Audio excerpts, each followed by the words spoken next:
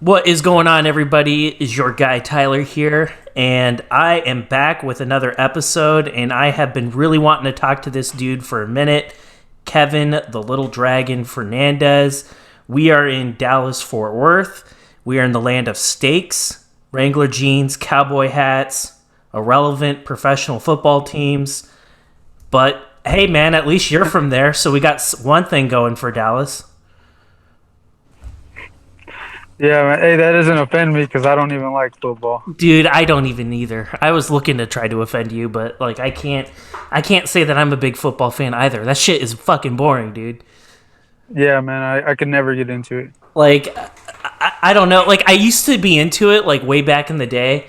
Like when I was a little kid and stuff because there really wasn't such a thing as like mixed martial arts or UFC. Like that wasn't a thing. And after you get in the fight game and you start watching whether it be boxing or mixed martial arts, whatever, there's like fight night, and then like the next day is like, college football or NFL, depending on how it works out, and it's just like this shit fucking sucks. It's just it doesn't compare to fighting, man, and that's why I love Fridays and Saturdays, and then Sundays. My wife likes to watch football, and then I'm usually the one that like is doing asking her to go places and stuff. So it's kind of like a role reversal. Kevin, man, like first and foremost, let me ask you a couple questions right off the get go. So you're 5'7", you fight at 125 pounds, and so like my first question is, why do they call you the Little Dragon? Because if you're 5'7" and you can make that 125-pound weight, like you're big for being a flyweight. Like most of those guys are like 5'3", 5'4", 5'5". Like you're pretty fucking big, man. Yeah, I guess the Little Dragon was actually my coach told me it used to be his nickname when he was younger, so I guess he passed it down to me. Oh, that's dope. Yeah, and I've always I know. Yeah, I guess I am kind of. Honestly, I think I'm not that big of a flyweight. It might seem like it because I'm a little tall, Mm-hmm. but I'm the littlest guy in my gym, and I've always been the littlest guy in my gym. So I guess that's why he gave me that name. Right on. Well, it's a good name, and I guess the most obvious question that I would ask any guy. I know you're a young guy, and when you're younger, it's a little bit easier to like cut the weight off and stuff. Is making 125 difficult for you? No, it's not difficult. I'm pretty sure I'll be in this weight class all my career. Maybe move up to bantamweight, try to become double champ, something like that. Tell me a little bit about your background. So I know you're from Dallas, and how did you get into like mixed martial arts? Like, did you wrestle in school? Did you box at all? Like, how did you get into the sport? Yeah, I did boxing when I was a little kid. I did boxing when I was like 10 for like half a year, and then again when I was like 13 for another like couple months. And Mm-hmm. then I just ended up I got into judo actually. I did judo in the after school program when I was in 7th grade. But I never wrestled or anything like that. I just got straight into MMA at 15 years of age. God damn. Have you been at your gym the entire time? Lamb Yeah, I've been Striking there since the Academy? start. Yep. Since you were a kid? Yep.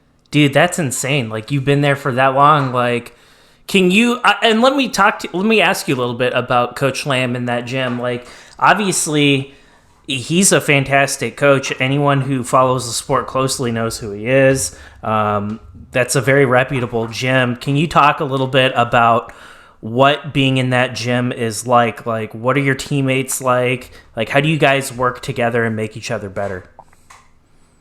Man, we're really tough in there, dude. Everybody that trains in that gym, we're all in there to get it. Like we got a lot of new up and coming guys. And everybody's trying to prove themselves in there. We're all testing each other, and we're always there for each other. When someone got a fight coming up, we always go hard. That's and have you been with Coach Lamb the entire time? Yep, since the start. That is having that sort of like continuity with Coach Lamb. Does that like make you more comfortable? Like, has he? I'm assuming he's been with you throughout. Like, he's been in your corner for every single one of your fights. Yep. Wow, like that is like a certain level of like consistency, and I bet that really helps you a lot. Now, it's Lamb Striking Academy. Do you have to go anywhere else for jiu-jitsu or wrestling, or do you guys like handle all that stuff there? No, we got it all. We got MMA class with James Vick. We got a wrestling coach that I've been having since I was 15 years, and we got a jiu-jitsu coach right now too. Oh, that's cool. I didn't know Vic was there. Does Yeah, he yeah, just that's my coach guy. there full time now? Yeah, I mean he coaches at a couple of other gyms and does private lessons, but yeah, he's there weekly. Wow, that's cool, man. That's cool. And so, what has the experience been like with him? Because obviously, everyone knows James Vick. Um, I mean, that guy was a monster. Like, were there certain things that stand out to you in your mind that, like, really, like, oh wow, like I wouldn't have known this or that without Vic?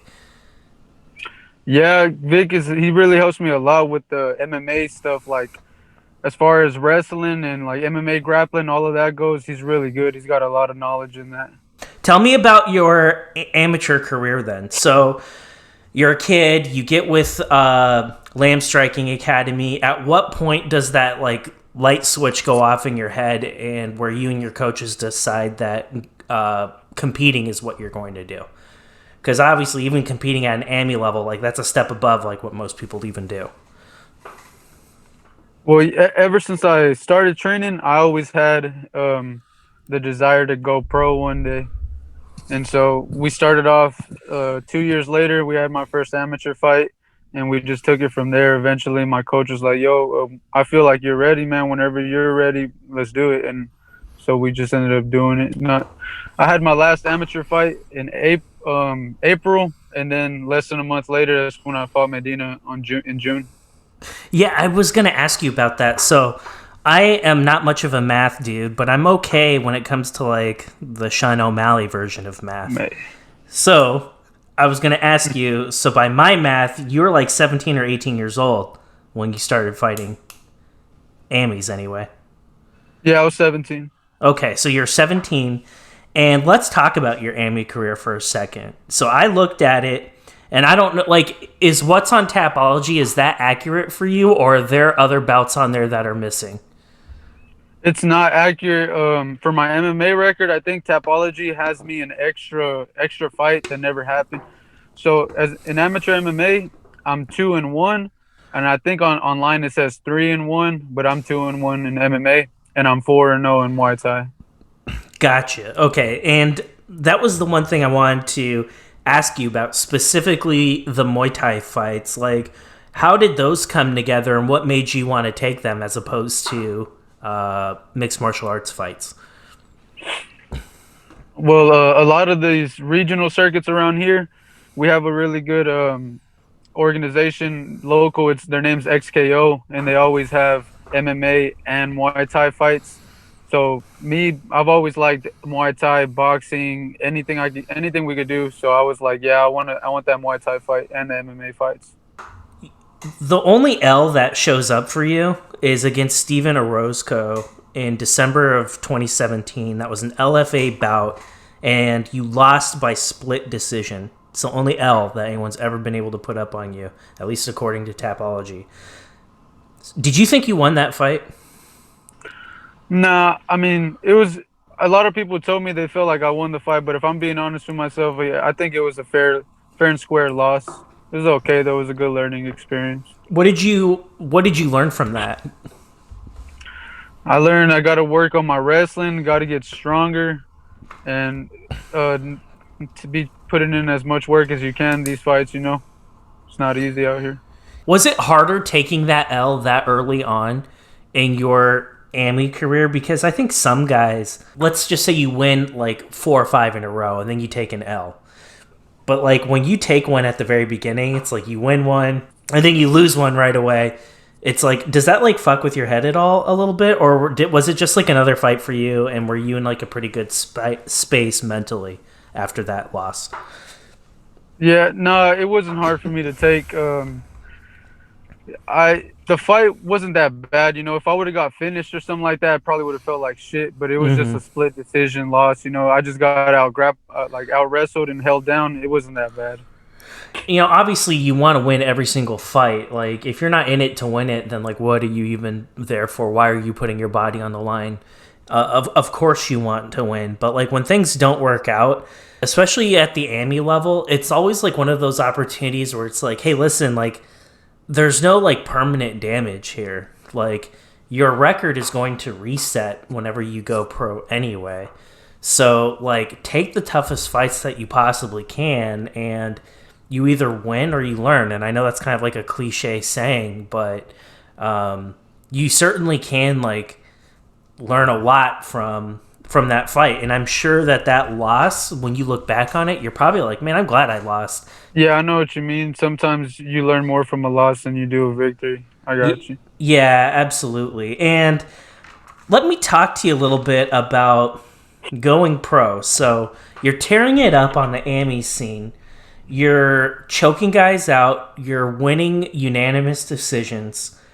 I mean, dude, like you're a freaking monster that nobody knows about but me, because I'm a nerd, and I it's my job to pay attention to this shit. Everyone in Dallas might know who you are, but I am not in Dallas, and I know who you are. And like, there is so much about your game that I like. Your striking is amazing. Did it come to a point where you and Coach Lamb like take me to the gym and describe for me, like, when did you guys know that going pro was like the time was right for that? Well, coach, honestly, he's been telling me like we were ready for a good maybe like 2 years, but there's a lot of stuff going on out here. You got a full-time job and all that kind of stuff. We were just waiting for the right time. Yeah, and probably the right opponent too. Yeah. Like, I would imagine there are a lot of guys like before the Medina fight came about. Like, did they give you, like, were you offered other names, like whether it be through other promotions or whatever? Medina was the only guy available. I'm not sure. So let me ask you this: like, your pro fight, like that in and of itself is pretty nerve wracking for a lot of people, because like now the shit counts for real. Like, if you fuck up at the pro level, like it's like a tattoo, man. That shit's not coming off you. Like, it's there on you forever. Like, it's not going anywhere. Did that make you nervous going pro? Like, did you have any nerves? And number two, this fight happened in Oklahoma, and that's like 4 hours away from you. So like this, at least according to what I'm able to find out, like this was like your first fight out of Texas. So like just the commute up there, like the hotel, the quarantine, you're fighting on the Seminole Indian Reservation. Like, did any of that shit like mess with your mind a little bit, or like can you walk me through how that happened? No, none of it really messed with my mind. It being pro and all that, I was just excited to finally get to throw some elbows. I didn't get to throw Yeah. many that fight, but honestly, it's the same thing. Like, whether it be amateur, whether it's a fight in the street, whether it's a fight with my older brother, I want to win them all. We don't want to lose. And I actually had a fight out of town, out of state. My last amateur Muay Thai fight was in Oklahoma as well, so it wasn't that big of a deal to me. Was the quarantine, like, did they make you quarantine when you got to the reservation? Yeah, they call it it's a quarantine, man. They don't even like really make sure we're in our hotel room. They don't make sure we're leaving it like that. But yeah, it's kind of bullshit. I don't really like it. Yeah, I got you. Like, did you have to like get tested a whole bunch, or did they just like take your temp? How did that work? Yeah, we had to get tested. Pretty much just one time every time we're gonna fight, and they're doing the whole quarantine stuff. Yeah, we got to get tested. Was it like what's kind of wild is you make your professional debut on one of like the LFA's bigger cards, and you're on the main card. Did that come as a surprise? Yeah, a little bit, because I had a buddy of mine that fought the same night, and he's a heavyweight, and he was on the undercard. So I thought they would have put him in the main card and had me in the undercard. Yeah, and waiting a little bit longer to fight, did you have to like train for that? Like, because I know a lot of guys, like, they're like, okay, at this point, like, I'm gonna have to train like I'm fighting at 10 o'clock at night or whatever. Like, from a training aspect, did that change up how you prepare for Medina? No, not at all. It's just, I mean, no, I'm ready to go whenever in the morning or anything like that. Yeah, I got you. And so when you look back at that fight, like, tell me, did he throw anything at you that you weren't expecting? Like, he's a tough dude. And Medina is one of those guys, like, I look at, he's not a scrub. Like, his record is not as. If you just look at his record and don't look at anything else, you would look at him and be like, this guy's a scrub. But he's not, man. Like, that kid's tough. Like, he's a lot better than what his record indicates. You fought a really tough dude. Now, I think you won the fight 30-27, but, like, he made you work for it, man. Like, that guy's a tough dude. I think he's got a bright future as well.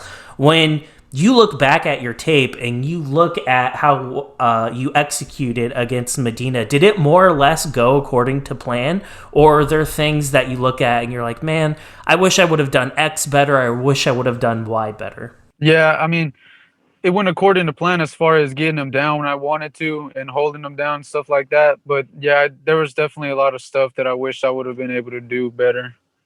What was the one thing about the fight that you took away from, like, I'm going to do X, I'm going to do this particular thing better?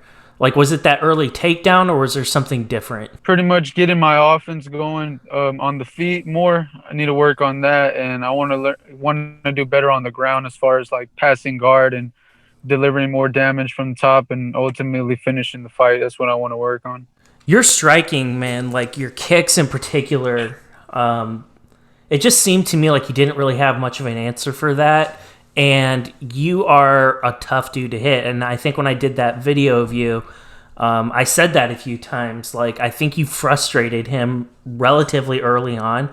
He wanted to, like, what it looked like to me is he wanted to stand and bang with you. But, like, he would throw, like, 3 or 4 punches at you, and he might land one of them. And, like, I think you frustrated him as the fight went on.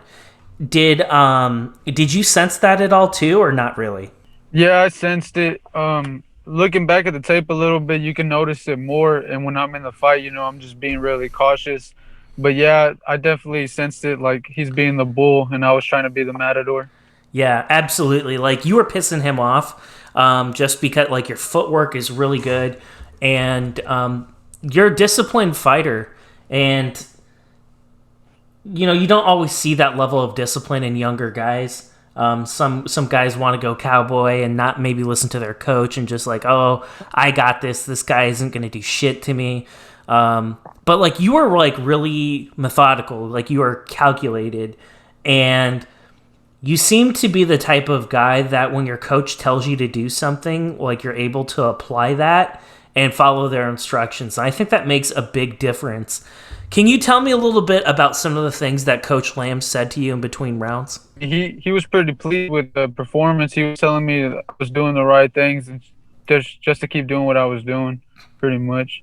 You seemed calm. You didn't seem like overexcited or like down on yourself. You seemed pretty even keeled. So Kevin, like you had a fantastic debut outing. You I'm not going to say you dominated your opponent, but you won a clear 30-27 over your opponent. And it begs the question, like, so what's next for you? Are you on a multiple with LFA, or was that like a one-time deal? Can you talk about that at all? Like, are you locked in to LFA, or are you going somewhere else? No, I think that was just a one-time fight. I can go wherever. So when can we expect to see you back out there? Is there like an opponent that you have in mind, or are you kind of open to any and all? Because I want to see you fight again, man. Yeah, hopefully before the year ends. I'm trying to get in on a card like before the year ends. Right now, I'm just working and training, trying to get better. Absolutely. Like, who do you want to fight? Like, let's pretend like I could like wave a wand for you, and you could fight anyone you want. Like, who would you fight? I'll fight. Like your dream fight. My dream fight, probably Mighty Mouse or Henry Cejudo. Holy shit! Oh, you're calling them out. All right, let's tag them in this. I hope you have that opportunity. Like you have that work ethic. You have like there's this like level of humbleness that is around you, and I just think that's really refreshing to see. I feel like you're in good hands. I feel like, and before I let you go, were there any like sponsors or that you wanted to shout out, or any of your teammates, anything like that? I'll shout out all of my teammates at Lamb Striking Academy. Shout out to Chicano Sports and shout out to Mom's Basement MMA, the realest. Hell yeah, man. We make shit happen here. Kevin, honor talking to you, and let's do it again soon, bro.